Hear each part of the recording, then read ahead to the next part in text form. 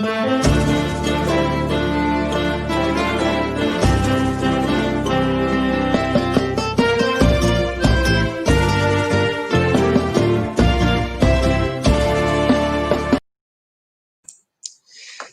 boa tarde a todos e a todas que nos acompanham em mais uma live aqui das edições CNBB. Paz e bem, paz e alegria ao seu coração. Para nós é motivo de muita alegria poder contar com a sua presença nessa tarde, início de semana, onde com muita alegria nós iremos refletir sobre o tema da campanha da Fraternidade de 2021. Fraternidade, diálogo, compromisso de amor. Cristo é a nossa paz. Do que era dividido, ele fez uma unidade. Bendito e louvado seja Deus por essa oportunidade que nós temos de conversar, conhecer um pouco mais sobre o texto base e sobre a riqueza da campanha da fraternidade na igreja no Brasil.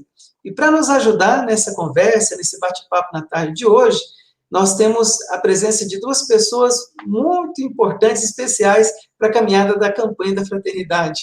Nós temos, então, a alegria de estar aqui com Dom Luiz Carlos.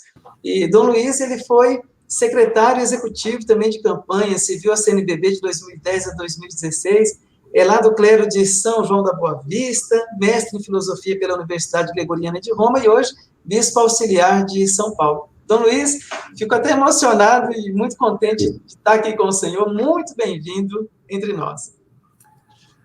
Bom, muito obrigado, pelas palavras de acolhida, também apresento aqui minhas saudações a todos que nos acompanham neste momento, aqui nesta live, promovida pelas edições CNBB, que visam, assim, falar um pouco sobre a campanha, para promovê-la, cada vez mais esclarecê-la, e também apresentar um pouco o tema deste ano.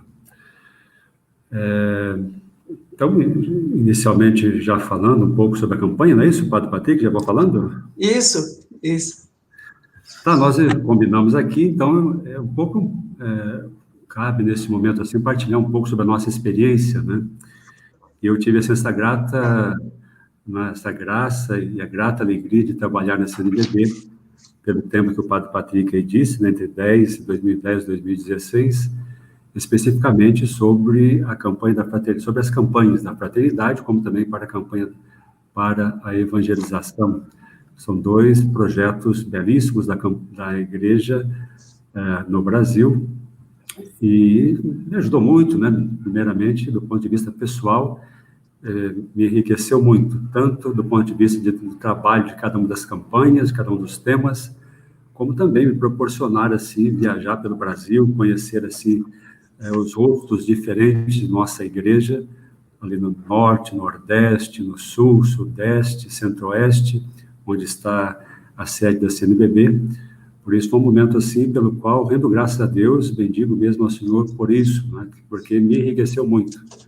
Claro que exige um pouco, né, de quem é o secretário, né, hoje o Padre Patrick, a quem realmente de quem tem ouvido-se muitas boas referências, o Padre Patrick, e faço votos que a sua estada aí na CNBB também seja, assim, de muita realização pessoal e também, com seus dons, possa contribuir aí para a articulação e para que a campanha cada vez mais possa ter aí o seu impulso e que leve, assim, que coopere, né, para que a igreja no Brasil possa evangelizar, né?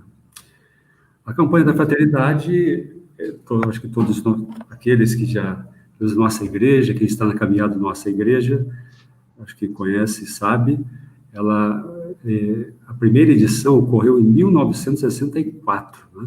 Então, nós já temos aí mais de 5 décadas de realização da campanha da fraternidade. E ela nasceu ali, de fato, num contexto bem específico, na região ao redor da Arquidiocese de Natal, quando, então, uma campanha suscitada ali por membros da Caritas procurava, então, angariar recursos para suscitar a solidariedade. Por isso mesmo, essa campanha, desde o início, ela teve o nome de Campanha da Fraternidade, assim foi denominada, porque ela intentava justamente suscitar ou proporcionar a solidariedade e a fraternidade, né? E a fraternidade é algo assim belo do ponto de vista da nossa fé, porque aqueles seguidores de Jesus Cristo seguem enquanto comunidade. Se temos cada um de nós a experiência de Jesus Cristo, e sem essa experiência do amor de Deus em Jesus Cristo, pode ser que as nossas teologias, as nossas normas, nossos mandamentos se tornem até a ideologia. Então, esse segmento de Jesus se dá em comunidade. E o amor de Deus entre nós abre-nos, de fato, ao outro, à interpelação do outro, a percebermos que o outro é nosso irmão, e tira todo esse medo, né, existente nessa relação para com o outro, mesmo que o outro não seja conhecido por mim. Então, abre-nos, de fato, ao outro. E, de maneira especial, abre-nos à interpelação daqueles que, de fato, vivem com dificuldade, que têm dificuldade para o que me é atendido segundo a sua dignidade, que tem privação de direitos. Por isso mesmo, essa fraternidade nos ajuda a irmos até essas pessoas, né? E a nossa fé, então, não é uma fé que é alheia a essa realidade, né?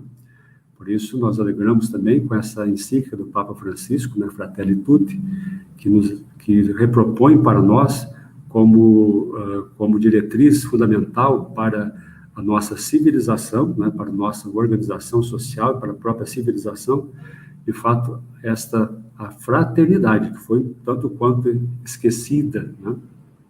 Bom, mas é um outro tema, mas, sobretudo, falando um pouco aqui sobre a campanha da fraternidade, então é um projeto que é bom que nós tenhamos em conta isso, que é um projeto de evangelização.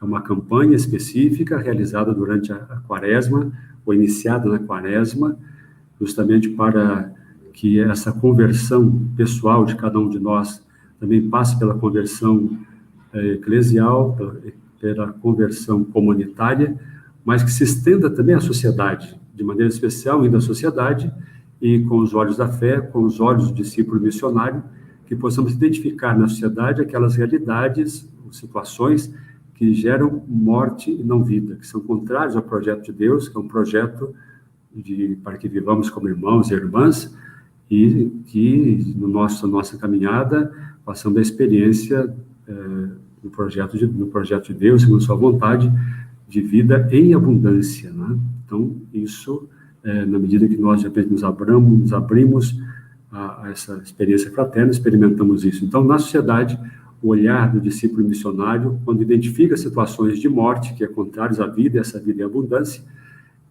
esse discípulo, ou a igreja, a comunidade, é chamada a não fechar os olhos, a deixar e a cooperar para que aquelas realidades sejam transformadas. Então, a campanha da fraternidade, abraçando um tema específico abraçando um tema específico, ela vai procurar, de fato, ajudar a comunidade a se educar, a conhecer aquela realidade e, sobretudo, perceber modos concretos de transformar aquela realidade. Por isso é um modo da fé, de fato, se tornar ativa na sociedade, transformando a realidade social.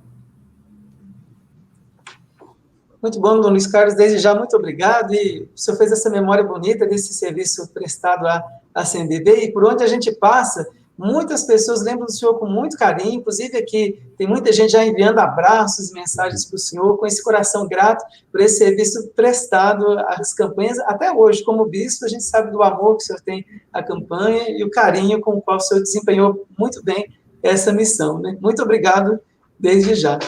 E agora aproveito para chamar também nosso segundo convidado, mas não antes, sem lembrar a todos vocês que nós já temos, então, o texto base da campanha da fraternidade à disposição de todos. Basta a gente entrar no site das edições CNBB ou dar uma ligadinha lá, que a nossa equipe está à disposição de todos para poder estar enviando o texto base, que é uma referência para que a gente possa conhecer o tema da campanha e se apropriar ainda mais do conteúdo. O nosso segundo convidado, também muito querido por aqueles e aquelas que trabalham já na campanha da fraternidade, se envolvem nessa belíssima campanha, que é o Antônio Evangelista, o nosso Toninho Evangelista. O Toninho, ele é mestre em bioética pela Universidade de São Camilo, ele tem pós-graduação em fé e política também pelo Cefep, aqui de Brasília, é o secretário executivo da campanha da fraternidade do Regional Sul 1 e também da Cáritas Regional de São Paulo. E o Toninho é um dos membros da equipe nacional da campanha da fraternidade, que ajuda aí nas formações também pelo Brasil afora. Então, Toninho, muito obrigado pelo seu sim, a sua presença. É motivo de gratidão a Deus também a sua presença entre nós. Bem-vindo e, aproveitando já o ensejo, né, Dom Luiz Carlos falou muito bem da origem da campanha da fraternidade em si, e a campanha do próximo ano, o tema é diálogo, mas nós vamos viver a campanha de forma ecumênica. Quando que acontece, então, a campanha ecumênica? Como que se dá esse processo? A palavra é com você, Toninho. Obrigado, Padre Patrick. Obrigado, Dom Luiz. Meus amigos aí de caminhada, oração e de defesa da vida a partir dos caminhos que a campanha da fraternidade fez e faz. Como já bem destacado por Dom Luiz, né, o caminho que a campanha tem feito e o período em que ela se ocupa ou faz parte das motivações e do contexto de evangelização da nossa igreja. E neste contexto, a campanha já vinha acontecendo, e a partir do final do século, então, abriu-se essa possibilidade de que também ela se tornasse, em alguns momentos, uma campanha ecumênica. Não estava previsto, ou não está previsto, uma regularidade das campanhas ecumênicas, mas desde 2000 elas têm acontecido, né? Ela aconteceu a primeira delas em 2000, depois nós tivemos a segunda em 2005, a terceira em 2010, a quarta em 2016, e agora 2021, nós temos então a quinta campanha ecumênica.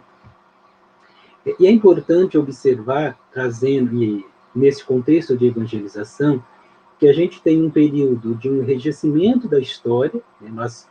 A gente finaliza a década de 80, aliás, chegamos na década de 80, saindo do processo da ditadura militar, né? Então, a gente vem em um momento de um diálogo truncado, socialmente falando, e aí abre-se perspectivas para novas formas de dialogar, inclusive avançando mais nos contextos democráticos. E a gente, nesse atual momento, também percebe uma dificuldade nos processos de diálogo. Então, é interessante que a campanha ecumênica, ela nos favorece, inclusive, esta percepção. E já lá em 2000, quando aconteceu a primeira, e que tinha a perspectiva de dialogar, de ter uma campanha em que focasse na dignidade humana e que olhássemos também para a questão de exclusão e da grande massa de empobrecidos e de empobrecimentos na nossa história, ela já nos fazia um alerta daquele contexto social. E o ecumênico, né, a dimensão ecumênica nos alerta para esta necessidade. Nós precisamos dialogar para prevalecer a vida, para prevalecer o amor, para prevalecer a fraternidade. E esse diálogo vai exigir de ambas as partes, de ambos aqueles que querem ou se propõem a dialogar, vai ter que avançar nesse contexto de percepção, de cuidado, para garantir ou para fazer a defesa da vida nas diferentes formas em que ela se manifesta também na nossa cultura, na nossa sociedade, no nosso planeta. Depois também tivemos, em 2005, Felizes os que promovem a paz. Então, mais um momento em que, ecumenicamente, nós trazíamos essa discussão no processo de evangelização da nossa igreja, dimensionando a necessidade da paz, né? Dimensionando a necessidade do diálogo para se construir a paz, né? E aí fomos avançando. Depois, já em 2010, Economia e Vida, uma campanha que trouxe, inclusive, vários questionamentos, né? Como uma campanha que vai discutir sobre as questões ecumênicas do nosso país. E bem lembrado já por Dom Luiz, né? É uma campanha da igreja, para a igreja, mas também para toda a sociedade. E as questões econômicas e as questões vinculadas normalmente à dimensão de poder, ou aqueles que buscam dialogar para se prevalecer a dimensão de poder, necessariamente não promovem a vida, não promovem o desenvolvimento humano, não promovem a paz. Então, a igreja traz ecumenicamente essa discussão, no contexto da economia, dizendo que discutir sobre as questões econômicas também é um fator necessário para gerar vida ou para assegurar políticas públicas que garanta o desenvolvimento humano, o desenvolvimento da vida. Já em 2016, nosso diálogo foi dentro do contexto da casa comum. Quais dificuldades nós temos em lidar com esta casa que é comum?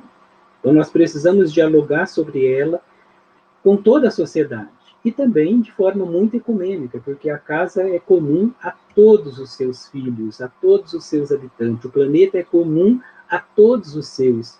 Portanto, nós precisamos dialogar com viés da religiosidade, da espiritualidade de cada um, mas movido pelo amor. É o amor que vai nos condicionar ou nos possibilitar avançar no diálogo sem as interferências individualizadas de cada um ou de cada segmento, quer social, quer seja religioso. Portanto, em 2016 foi um grande momento de discussão e trazendo, inclusive, a perspectiva da casa comum e a ausência das políticas públicas nesse espaço da casa comum. E agora, neste momento, a igreja, né, já nos ajuda a refletir, o texto base já nos traz muitos elementos para essa discussão, e nós começamos a nos preparar para fazer uma grande campanha da fraternidade, onde o diálogo e o compromisso de amor vai ser o nosso grande horizonte para promovermos a paz. Então, um grande momento da nossa igreja, porque nós precisamos dialogar, aprender sempre a dialogar, para que a gente possa fechar e concluir e manter um compromisso de amor para com a nossa vida espiritual, para com a nossa vida social, para com a nossa atuação social e religiosa, para que a gente possa ter um mundo de todos e para todos. Muito obrigado, Toninho.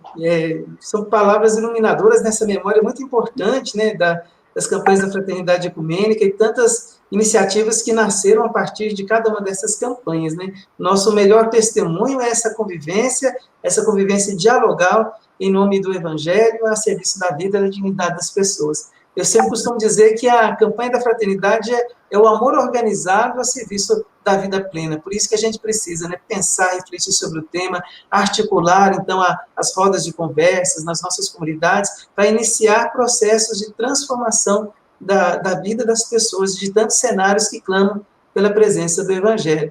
E, mais uma vez, lembrando, né, o tema da campanha de 2021, então, é fraternidade e diálogo, compromisso de amor. E ela vai ser vivida de forma ecumênica, né? Já está sendo vivida, de certa forma, com as igrejas que pertencem ao CONIC. Faço aqui a recordação de quais são essas igrejas que pertencem, então, ao CONIC.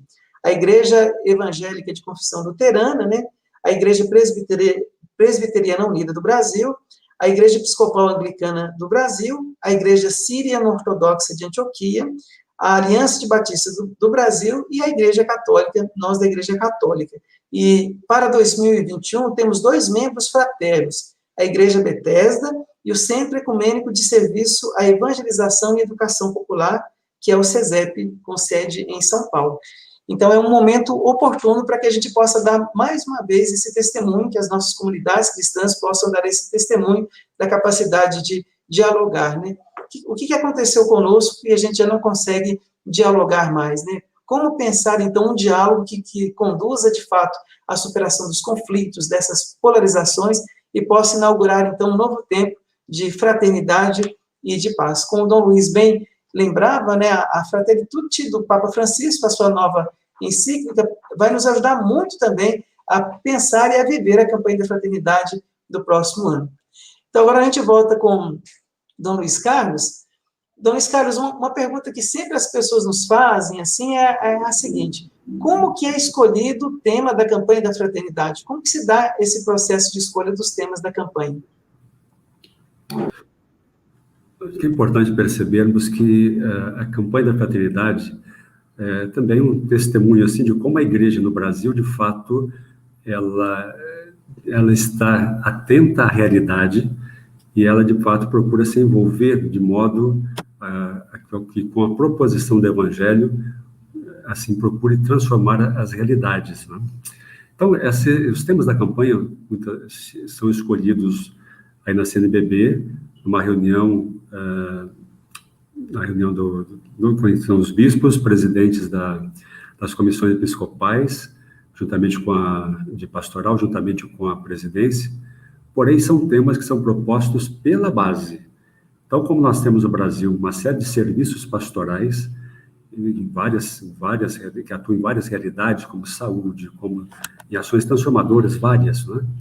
Então, essas pastorais, esses nossos irmãos, esses agentes de pastorais, em contato com a realidade, em contato com as nossas comunidades, então, eles são uma espécie de se constituem canais que fazem com que chegue à presidência CNBB, que chegue à CNBB, que chegue ao nosso CONCEP, as aspirações, ou os gritos, né, digamos assim, melhor dizendo, aos gritos, que a realidade fazer ecoar esses gritos de sofrimento, das cruzes do nosso povo, juntamente aos nossos bispos, que dessa forma, então, escolhem os temas a partir de realidades concretas vividas pelo nosso povo, sobretudo onde se manifesta a cruz de Jesus, né?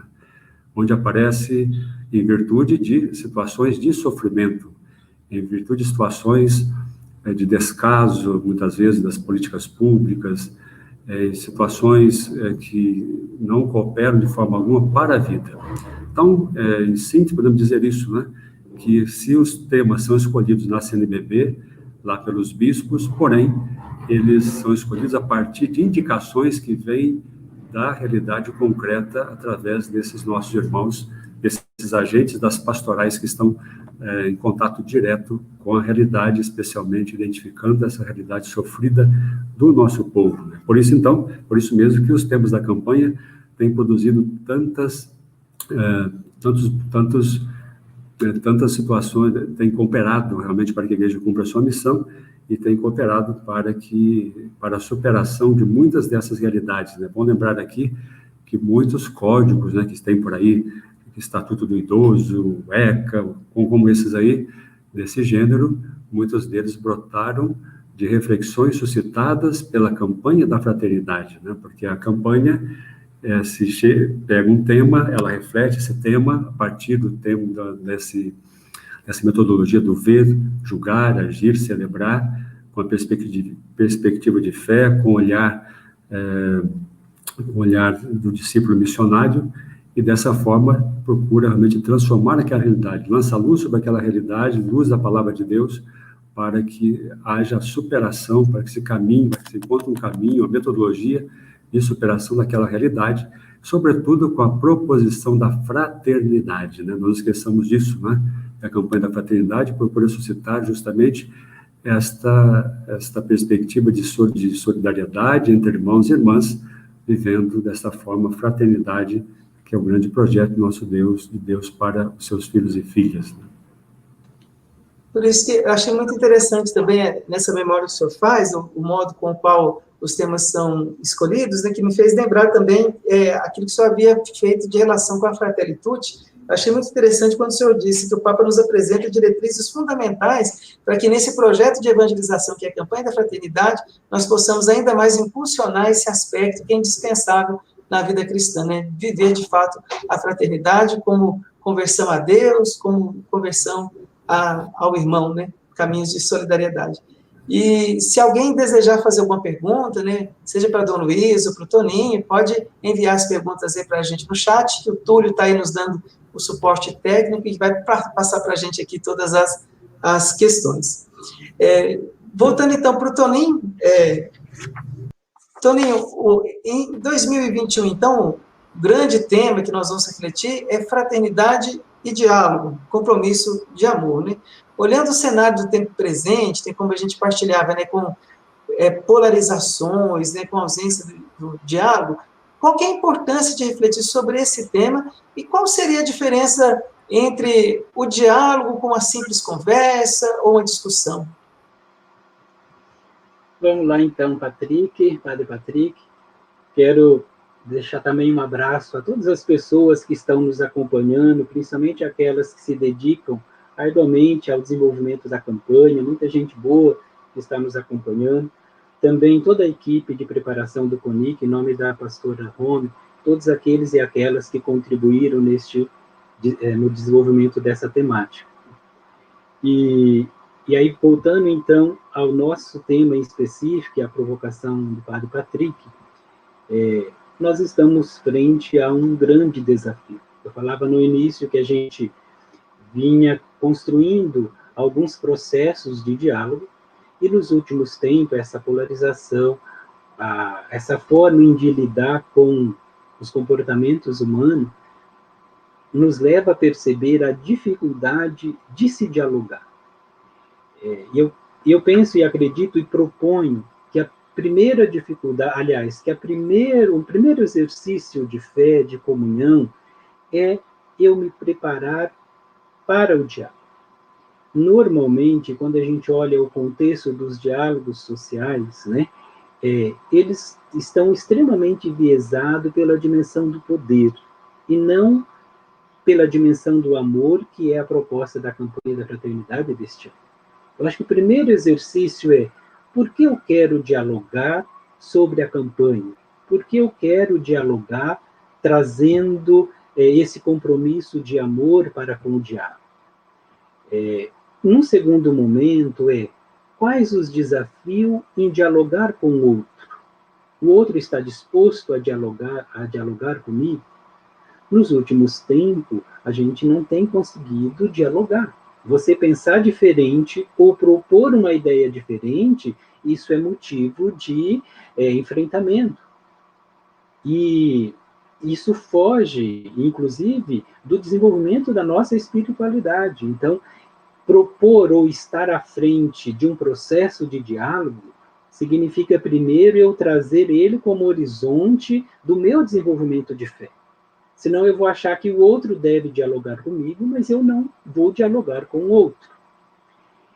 E o terceiro momento é eu me preparar para o diálogo, sabendo que o outro pensa diferente de mim, propõe situações, compreensões diferentes da minha, para que eu possa dialogar sem essa necessidade de se convencer o outro a caminhar da mesma forma em que eu caminho. Acho que esse é o grande desafio, às vezes a gente lidar com os aspectos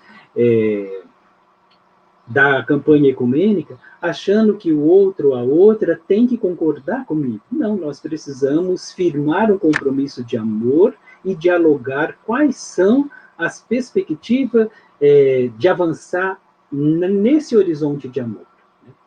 Agora, é saudável também, nessa nossa preparação para com o diálogo, observar como que o desenvolvimento acontece na nossa sociedade. Então, se eu estou em um contexto social onde prevalece a violência, prevalece a dor, prevalece o extermínio, como é o caso da juventude negra, da juventude, mas principalmente da juventude negra, é natural que esses contextos de violência dificilmente vai possibilitar um diálogo tranquilo ou um diálogo que favorece uma comunhão não só ecumênica, mas social. Portanto, não dá para mim ir dialogar, fazer compromisso de amor, sem perceber aqueles que não têm condição de dialogar. A partir da hora que a família desestruturada, sem emprego, sem condição de moradia, sem condição mínima de sobrevivência, vai dialogar de forma satisfatória. E também nós precisamos, e principalmente nesse momento em que estamos vivendo, que o diálogo não é os processos eleitorais. Às vezes a gente acha que dialogar é participar dessa ou daquela maneira dos processos eleitorais. E aí a gente entra em um caminho muito mais difícil de lidar com a vida. Então, o nosso diálogo se estabelece por uma proposta de evangelização, por uma proposta do evangelho. E aí, os caminhos, e o texto base nos elucida muito bem isso, né? Quais os caminhos que Jesus faz para dialogar, para promover, para estar junto com o outro, compreendendo a realidade social e se posicionando dentro dessa realidade. Então, esses são cuidados, né, para avançarmos no diálogo, necessariamente nós precisamos contextualizar, observar quais as dificuldades hoje da família dialogar. Qual o tempo que a mídia ocupa dentro da família? Porque isso vai interferir nos processos de diálogo. Qual o tempo que os pais conversam com os filhos? Então, são caminhos que nos vai dar a condição de dialogar melhor e firmar compromisso a partir daí.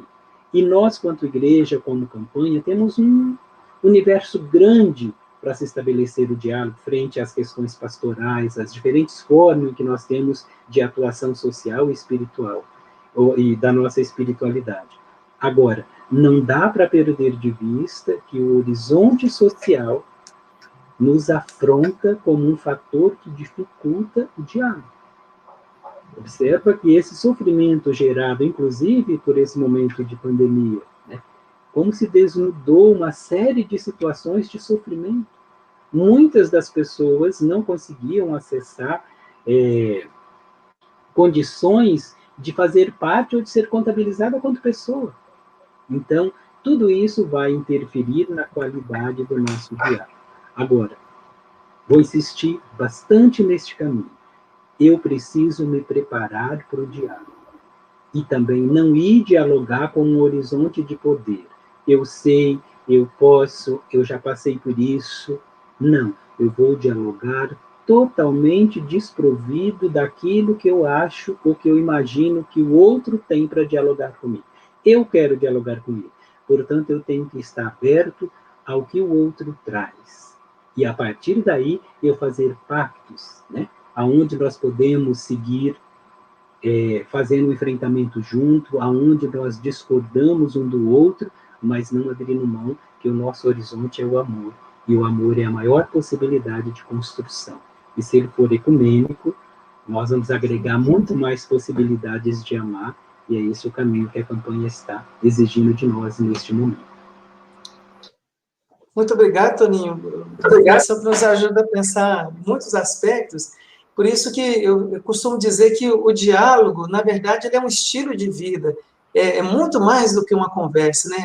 A conversa, ela pode conduzir ao diálogo. O diálogo, então, supõe um aprofundamento mesmo nas questões levantadas pela conversa. Daí a importância desse processo que você disse, né? Para que a gente possa viver, de fato, de forma dialogal.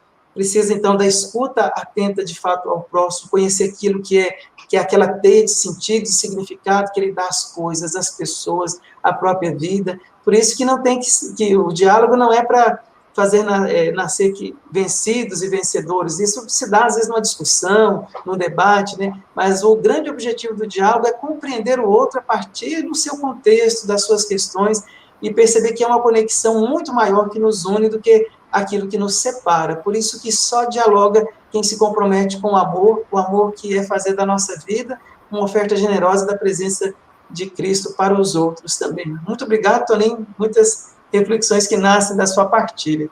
E agora, aproveitando a pergunta da Sandra Santos Amorim, ela faz a seguinte pergunta: qual a inspiração bíblica que fundamenta o tema da campanha da Fraternidade Ecumênica de 2021?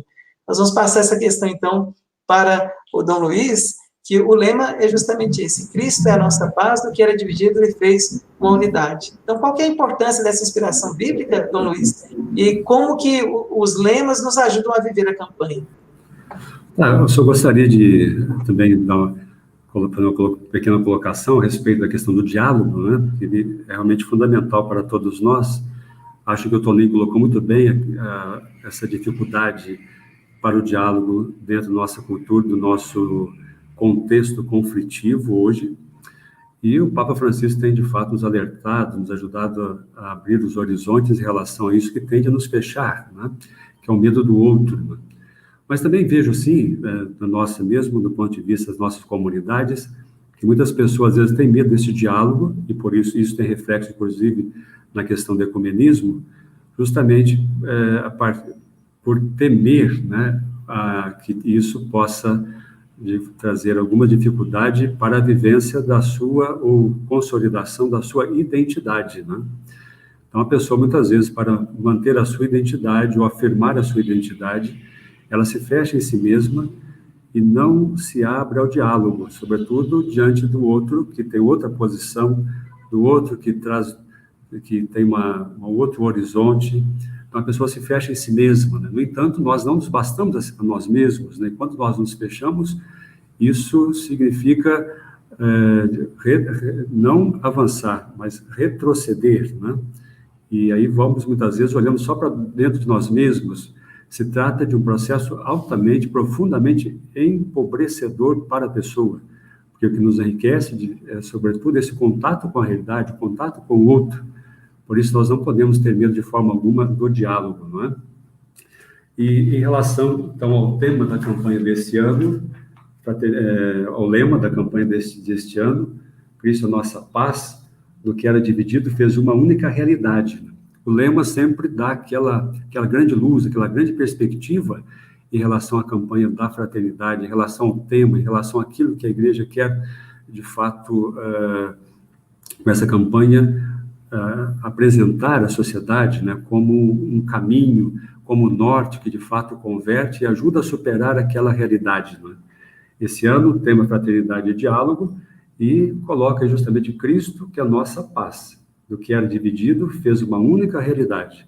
No contexto do livro da carta aos Efésios, se trata aqui de uma questão que era enfrentada pelos evangelizadores daquela época, da relação entre os judeus e cristãos, entre os cristãos e os gentios, entre os gentios, muitas vezes ali que estavam também e judeus neoconvertidos, né? Então, cada um tendia, muitas vezes, a permanecer, digamos assim, a ter posições a partir da sua base de pensamento, né? No entanto, essas dificuldades, isso gerava muitos conflitos nas comunidades e tornava difícil a caminhada naquele grupo ali que se queria, ou pelo menos digamos assim, que estava acolhendo Jesus Cristo, né, mas com grandes dificuldades devido a esses seus posicionamentos, né? Isso aí até ajuda, acho que nós percebemos um pouco que a nossa maneira de entender Deus, a teologia, os mandamentos, muitas vezes podem se tornar uma ideologia. Se nós não tivermos, de fato, essa experiência com Jesus Cristo, com o amor de Deus em Jesus Cristo, como base, e a liberdade que encontramos em Jesus Cristo, nós muitas vezes podemos, uma pessoa ou outra, até grupos, podemos muitas vezes permanecermos fechados em nós, e daí a dificuldade também do diálogo. Então, a fé pode se tornar uma ideologia, e aí a pessoa se fecha. Isso trunca o diálogo. É bem dentro do tema que nós estamos falando aqui. No contexto da carta aos Efésios, então, Jesus, né, é aquele que superava toda dificuldade, derrubava os muros, né? O muro aqui, no caso, era porque no Templo de Jerusalém havia o átrio ali que era dedicado aos judeus e um outro que era dedicado aos pagãos. Os pagãos não podiam, os gentios não podiam ultrapassar não podiam passar para outra ala onde se encontravam os judeus e corriam, inclusive, em pena de morte, né? Então, Jesus é aquele que veio superar essas barreiras, né? E por isso mesmo, a partir do amor, a partir da redenção, a partir da salvação, ele forma uma única humanidade, o homem novo. Então, esse é o homem novo, e esse homem novo é o homem ligado a Jesus, segundo Jesus, com o Espírito de Jesus, que é esse homem capaz de acolher o outro. Por isso, a partir desse momento, não tem mais argumentos de raça, argumentos de gênero, argumentos de posição social, de escala social. Não. Todos nós somos um em Jesus Cristo, renovado em Jesus. Somos um homem novo em Jesus Cristo. Por isso aparece uma igualdade fundamental a partir dessa recriação em nosso Senhor Jesus Cristo. Então, é isso que aponta, para isso que aponta esse lema que foi buscado na carta aos Efésios e nos convida, de fato, a esta unidade, né? Para que percebamos que todos nós que estamos em Cristo, fundamentados em Jesus, que é nosso Senhor, que é o Kyrios, que é aquele que nos dá vida e vida para sempre, que nos libertou dos nossos pecados. Por isso nós somos todos fazemos parte do corpo de Jesus Cristo, né? Ele é o cabeça, a comunidade toda, todos os membros ali formam o corpo, que é a igreja, cada um com seus dotes, com suas capacidades, cooperando para que esse corpo vivo possa, de fato, cumprir a sua missão. E, dessa forma, então, essas divisões que aparecem, com as quais nos deparamos, inclusive hoje, no dia a dia da nossa sociedade, são divididas, desde que, de fato, nós nos convertamos a Jesus e fundamentemos nossa vida em Jesus Cristo. Por isso que é fundamental essa experiência em Jesus, o nosso Senhor. Caso contrário, nós teremos partidários também, seremos partidários de algumas ideias. Aí prevalecerá, quero realçar isso, a ideologia e não aquilo que é o fundamento da nossa fé, que é esse encontro com Jesus Cristo e nos tornarmos todos seguidores de Jesus Cristo e na nossa caminhada, aí nos deixando-nos converter, para que aos poucos a face de Jesus seja desenhada no rosto de cada um de nós, que vai nos tornar filhos do Filho mais velho, que é Jesus Cristo, nosso Senhor. Então, se assim procurarmos, de fato, vivermos nossa fé, nada poderá nos dividir. E vamos sempre ao redor da Eucaristia, ao redor da Palavra de Deus, vamos experimentar e renovar sempre essa unidade fundamental, que é um grande sinal, é bom que se diga, da Igreja, do cristão para a sociedade, essa unidade. É por isso mesmo que, por exemplo, essa divisão entre denominações cristãs diante do mundo é um escândalo, é algo que nos lembrava já o Concílio Vaticano II, e é por isso que como é importante para nós experiências ecumênicas como essa, quando várias denominações cristãs se unem para um projeto comum, esse projeto de fraternidade, de transformação da realidade a partir do Evangelho. E daí a importância, como o senhor bem nos disse, né, da centralidade da palavra de Deus, para que a gente possa, então, encontrar caminhos de concretização do tema que a campanha nos apresenta. Inclusive, o próprio cartaz da campanha da fraternidade, tem aqui em frente ao texto base, já mostra a importância da centralidade mesmo da palavra de Deus no destaque daqui ao versículo bíblico, né? Cristo é a nossa paz, que era dividido, ele fez uma unidade. Muito obrigado, Dom Luiz. Temos aqui muitas perguntas, muita participação. Já agradeço a todos vocês que participam dessa live.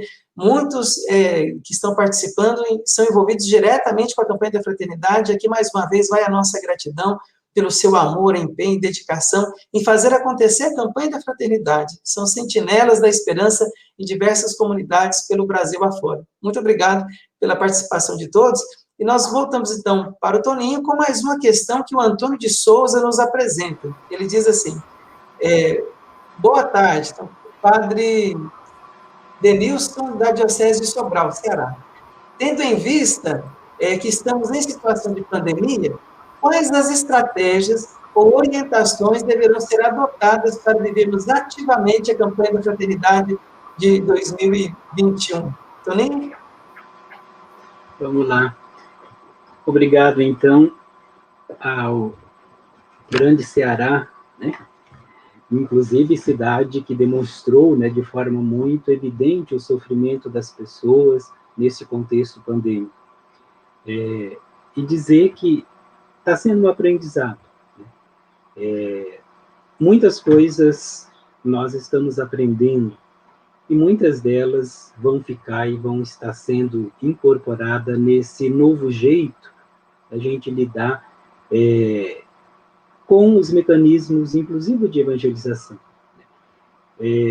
Até o final deste ano, não está previsto, né, pelos os encontros presenciais, né, em que pese algumas regiões já está acontecendo alguns encontros, né, a orientação da CNBB é que até o final do ano, que a gente iniba ou não faça os encontros presenciais considerando a questão da pandemia. É bastante provável que para o ano que vem nós já vamos retomando a esse normal antigo, né?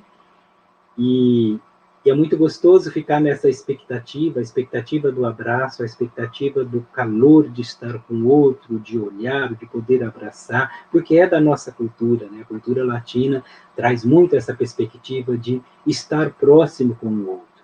E dialogar também é isso, é estar próximo, é viver um pouco desta realidade na qual estamos inseridos.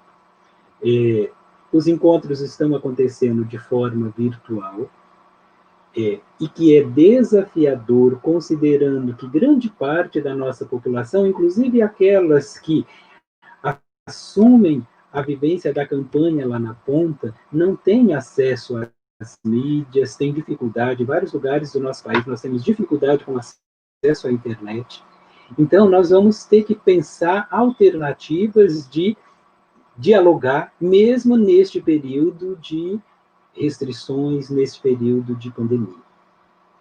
E é importante a gente ir fazendo alguns caminhos, porque essa pandemia, além do que ela já causou, o adoecimento social tem sido muito evidente. As pessoas têm se adoecido, e a gente tem um índice de pessoas mentalmente adoecidas por conta dos transtornos, do que gerou toda essa pandemia. Então, que nós, quanto igreja, possamos ir fazer um caminho de aproximação, um caminho de esperança, né? O caminho midiático fez um caminho muito assustador, evidenciar o caos. E não que ele não deveria ser colocado no formato em que foi, mas havia outras formas para divulgar, para falar, para orientar, sem levar ao sofrimento social, ao sofrimento mental de muitas pessoas. Então, no contexto das nossas celebrações, trazer muito a perspectiva da esperança, a perspectiva da luz, a perspectiva de como eu lido com os meus medos, né? Então, e explorar, sim, o contexto midiático. Nós usávamos muito pouco e usamos ainda muito pouco. Portanto, ao invés de tantos fake news, de tantas coisas ruins que se colocam nesse espaço de acesso comum, que nós possamos fazer ecoar o diálogo, fazer ecoar o compromisso, evidenciar os nossos caminhos pastorais, evidenciar os nossos caminhos ecumênicos, né? Tem muita gente santa, gente comprometida, fazendo diferente de nós em várias outras instâncias e jeito de celebrar a fé. Portanto, nós precisamos ir abrir esses caminhos, né? Encontrar pessoas que estão mais próximas de nós, né? Fazer rodas de conversa, ouvir, estar muito atento à escuta. Então, uma escuta qualificada, uma escuta que se exime do julgamento, porque nós queremos, ou às vezes temos dificuldade de lidar com a escuta, porque a gente já está atento ao que fazer com o que escutou. E isso é muito sério. Agora, tudo isso está sendo um aprendizado. Nós vamos ter em breve, depois acho que o Padre Patrick até vai estar conduzindo, nós vamos ter um outro momento de reflexão, trazendo os elementos da campanha.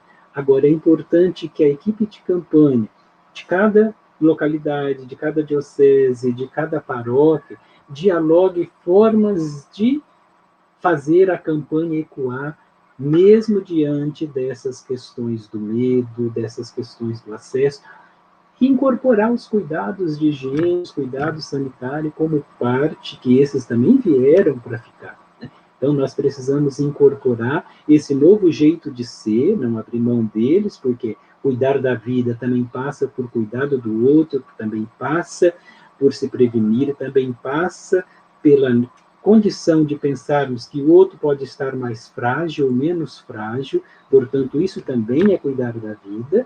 Então, a gente vai ter que descobrir esses caminhos de cuidado de um jeito novo. Ele também, essa pandemia evidencia muito isso. Muitos mecanismos de acesso que, por conta dela, nós passamos a explorar, eles devem continuar sendo explorados, porque vai facilitar os nossos encontros, né? Em momentos outros, a gente tinha uma dificuldade de encontrar pessoas ou de trazer uma reflexão reunindo pessoas distantes, né? E hoje, a gente tem tido a possibilidade de ouvir assim, pessoas que, olha, eu queria tanto ouvir essa pessoa e ela nunca viria aqui, ou jamais eu conseguiria trazer no meu estado, e agora eu estou conseguindo ouvir, ela está lá, está à disposição. Eu acho que isso é muito enriquecedor. A gente precisa fazer um pouco este caminho. O cuidado também que eu deixo como alerta é o ambiente virtual também pode ser um ambiente de adoecimento. Então, a gente precisa também cuidar, a gente fica muito exposto. O ambiente coletivo, o ambiente presencial, ele traz uma série de outros mecanismos de feedback que faz parte da observação ou da do mesmo jeito. Não se aplica o mesmo formato presencial e a gente precisa estar atento a isso. Então, uma das orientações é que os nossos encontros virtuais não sejam tão longos quanto os presenciais, porque ficar preso na tela por mais de 1 hora pode não ser saudável. Muito obrigado, Toninho. E além dessa belíssima explanação e desses alertas que você nos faz, eu sempre costumo dizer que a próxima página do texto base, quem escreve é cada um na sua comunidade, a partir dos seus contextos, daí a importância da escuta e conversar entre os membros da equipe paroquial da campanha, ou da equipe diocesana, de como a gente pode encontrar os caminhos para poder fazer chegar o tema da campanha e para viver a campanha de forma mais efetiva também, né? Muito obrigado, Toninho. A hora já vai avançada, passa rápido nesse tempo. Eu tenho aqui 2 perguntas aqui, da Rosilda e da Laura, que eu vou direcioná-las ao Dom Luiz. Elas dizem o seguinte, a Rosilda Ribeiro: vivemos um tempo onde a intolerância e a polarização e as violências marcam o mundo atual. Como construir um diálogo amoroso e fraterno nesses contextos? E a Laura, aproveitando, ela faz a seguinte pergunta: durante a campanha da fraternidade, e mesmo no decorrer do ano, haverá encontros ecumênicos para refletir juntos sobre o tema e o lema da campanha? Essas 2 questões para o Dom Luiz.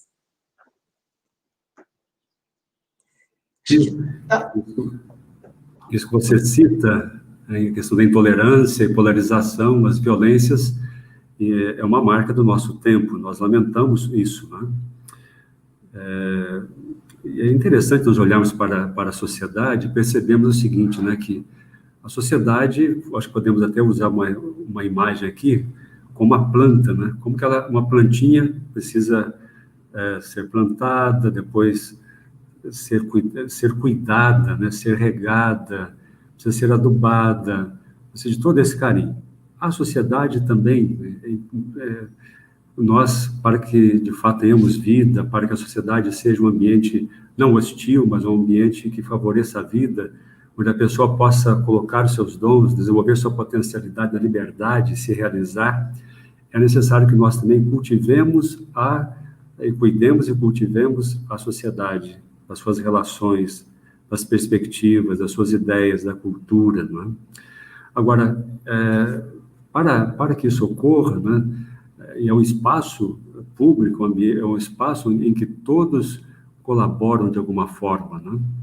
E nós, enquanto igreja, que temos essa iluminação do amor de Deus, da fraternidade, da possibilidade de um convívio fraterno entre irmãos, em que um é aliado do outro e não o contrário, nós precisamos, em primeiro lugar, a partir de nossas comunidades, gerar esse sinal para o mundo.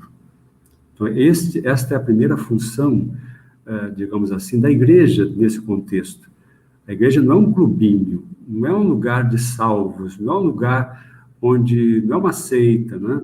Por isso mesmo que a igreja está sempre conectada com o mundo, sempre caminhando no caminhar da humanidade, não concordando com tudo, mas propondo um outro modo de viver, que é o modo de viver de Jesus Cristo, que é o modo de viver do Pai, segundo o projeto do Pai, né?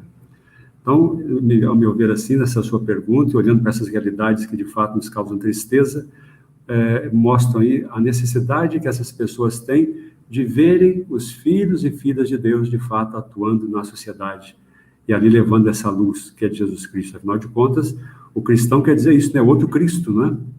Então aí aponta para a nossa responsabilidade. Portanto, não nos fechemos em nós mesmos, que não tenhamos medo do enfrentamento da realidade do mundo, mas que nós o façamos, que estejamos aí prontos para testemunhar a nossa fé e propor, agora fica mais claro ainda para nós, a partir dessa encíclica do Papa Francisco, e propor para as pessoas esse projeto de fraternidade que é absolutamente possível E todos nós fomos criados por Deus para esse modo de viver, que pode se degenerar também. E assim, vivendo, não é, oferecendo esse sinal, nós estaremos cooperando para que essas realidades sejam transformadas, né? Por isso, eu vejo aí, Rosilda, para todos nós, um convite forte à missão, um convite para que nos convertamos e que assim possamos todos nós nos empenharmos aí na transformação da realidade, para cuidarmos efetivamente das relações sociais, para cuidar da sociedade. Ela precisa de gente ali cuidando para que as relações sejam, não dessa forma que você citou aí, para que haja intolerância, polarização, violência, mas ao contrário, que tenha paz, que haja concórdia entre as pessoas, para que não haja medo entre as pessoas, para que haja diálogo e encontro entre as pessoas, né? E depois a segunda pergunta, da Laura, né, referente aos encontros ecumênicos. Está aí um grande momento eu falava no sinal ali para a Rosilda, está aí algo que nós somos chamados a oferecer para o mundo, né? Esses encontros ecumênicos, o diálogo ecumênico, o encontro ecumênico, a celebração ecumênica, é um grande sinal para a paz, um grande sinal para a superação dessas realidades de intolerância, do medo do outro, da incapacidade, da impossibilidade de dialogar com o outro e assim por diante, não é? Então, acho que está aí uma grande oportunidade para que as nossas comunidades possam cooperar, de fato, para a evangelização da igreja e, de maneira especial, apontando caminhos do diálogo, de uma maneira assim, muito concreta, né? Eu acho que até alguém citou aí, não estou vendo agora, mas que falava assim que é muito difícil a questão da vivência ou a concretização do ecumenismo na base. Eu acho que todos experimentamos isso, não é? Agora, não nos conformemos com isso, né? E percebamos que o simples fato de haver uma campanha ecumênica já é um grande sinal, né? Já é uma grande, é fruto de uma bela caminhada em que todos nós, também com outras denominações cristãs, fomos percebendo a importância de um caminhar para que isso se concretizasse, né? Para que houvesse essa convergência do diálogo, do encontro, na fé. Afinal de contas, todos nós, numa perspectiva ecumênica, somos de Cristo, né? E Cristo nos fez pessoas novas, nos deu um outro espírito, né? Então, nós precisamos viver dessa forma. Então, que todos se empenhem, e eu faço um apelo assim agora, nesse momento final da minha fala aqui, para que haja essa busca de eventos ecumênicos, porque isso é um grande sinal, especialmente no nosso contexto de intolerância, um contexto de polarização, um contexto que tem gerado muitas violências, porque a pessoa hoje já perde uma referência de que é o outro, da importância do outro, da vivência concreta, do amor no nosso dia a dia, que deve nos levar, de fato, a vermos o outro como nosso irmão e não o contrário. E sempre darmos passos no rumo da paz, no sentido da comunhão, da unidade e não o contrário, né?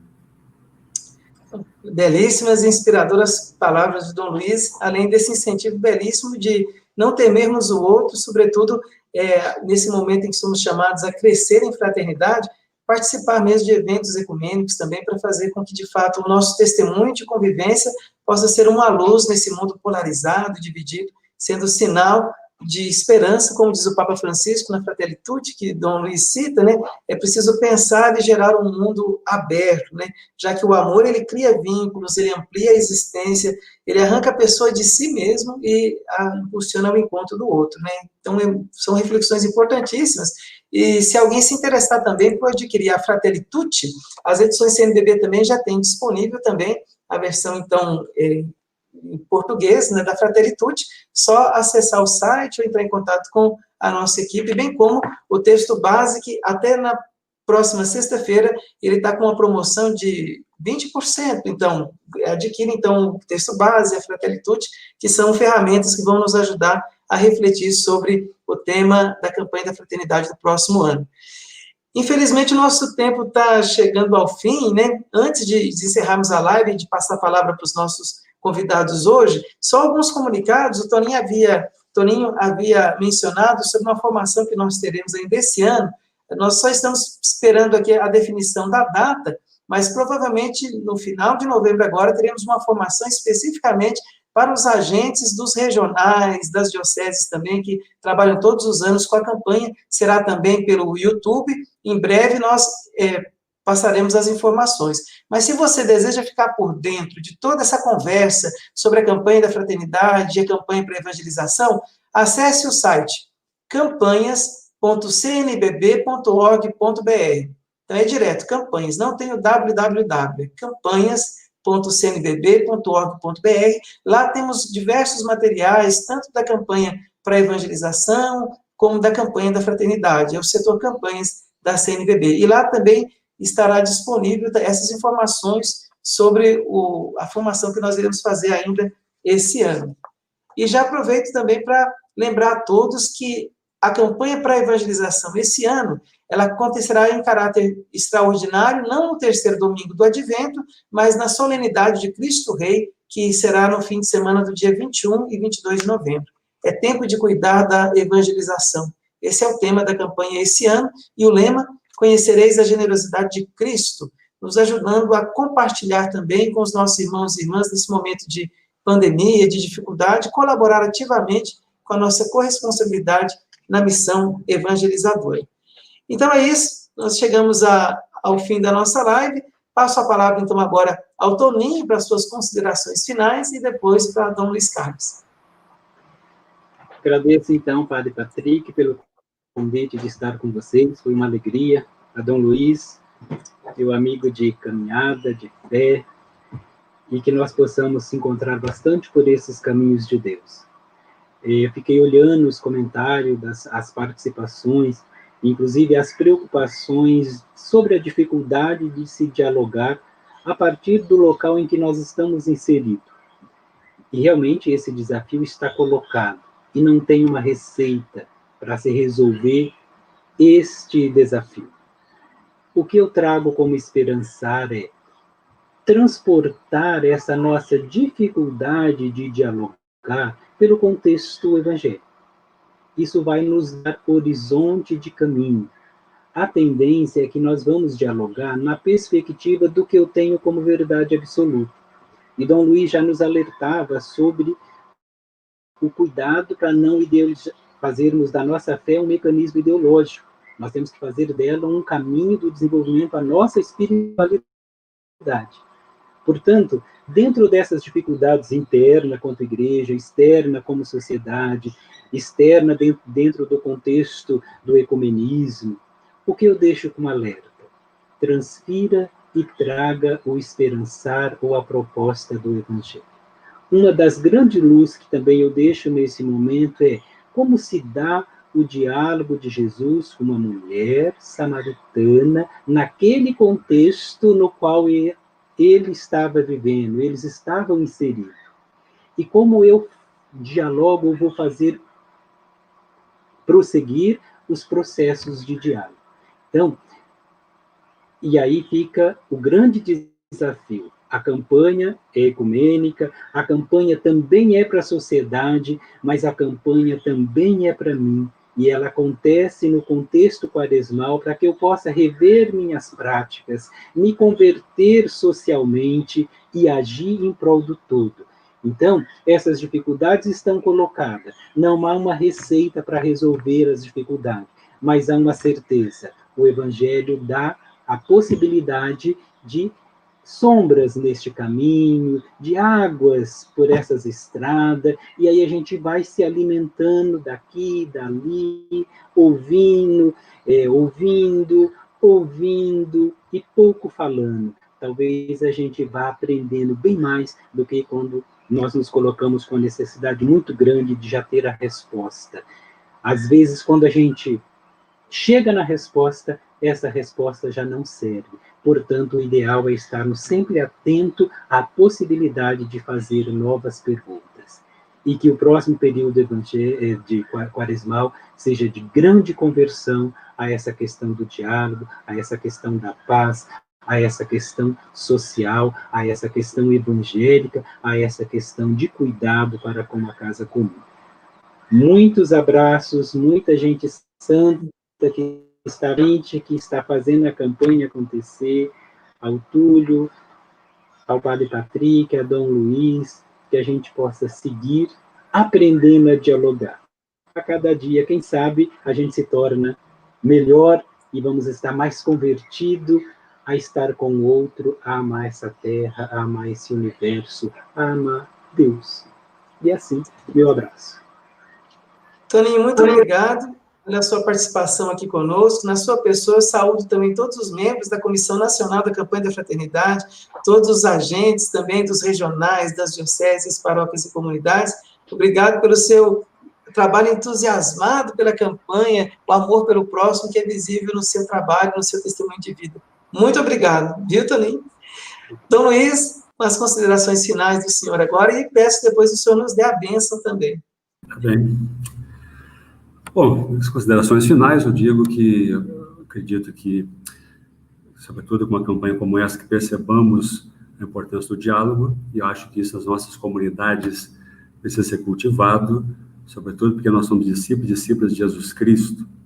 Mas percebamos também a importância de uma campanha como essa para a sociedade, porque se de repente nossa sociedade, ou permitimos que nossa sociedade cada vez mais se feche ao diálogo, em que as pessoas cada vez mais se fechem nas suas posições, em que prevaleça a intolerância, prevaleça a polarização e essa violência, para onde poderemos, digamos assim, migrar para um regime político, social, até mesmo vendo aí o retorno do autoritarismo. Por isso, cultivar o diálogo entre nós e propor isso para a sociedade é fundamental para a manutenção e avanço da democracia. Para que, assim, de fato, tenhamos uma sociedade em que ofereça a liberdade para as pessoas, de fato, se expressarem, para viverem segundo as suas opções mesmo, segundo aquilo que, de fato, Deus vai inspirando, para que possam fazer o seu caminho na liberdade, né? Traçarem suas jornadas, seguirem suas jornadas em liberdade, né? Então, é fundamental, a questão do diálogo proposto para essa campanha é fundamental do ponto de vista do todo da nossa sociedade, da sua organização, inclusive do nosso regime, né? Estejamos atentos a isso. Por isso, não nos conformemos com proposições que nos fecham nós mesmos e que nos desanimem com o diálogo. De repente, você, por uma experiência pessoal, vai dialogar com alguém que pensa de uma outra forma, sai uma briga danada, sai uma confusão danada, aí você vai retrocedendo. Não vou mais discutir, não vou mais tentar dialogar. Então, que não nos conformemos com isso, né? Mas que sejamos pessoas que, de fato, propõem o diálogo e que ajudem, de fato, as pessoas se encontrarem com esse modo de relação em que não há medo do outro, que se respeita o outro e que se enriquece e que haja um enriquecimento mútuo no encontro, no diálogo de uns para com os outros, né?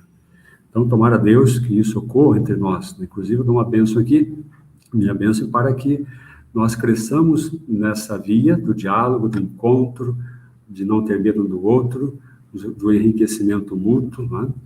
E aproveito também para deixar aqui um grande abraço, né, ao Padre Patrick, a todos aqueles irmãos e irmãs que batalham, que acreditam, que amam, que batalham aí na campanha da fraternidade, na organização, quer nacional, quer estadual, quer nas dioceses, nas paróquias. E é muito importante que hajam essas equipes, que haja essas equipes trabalhando, organizando, impulsionando, articulando as campanhas, não é?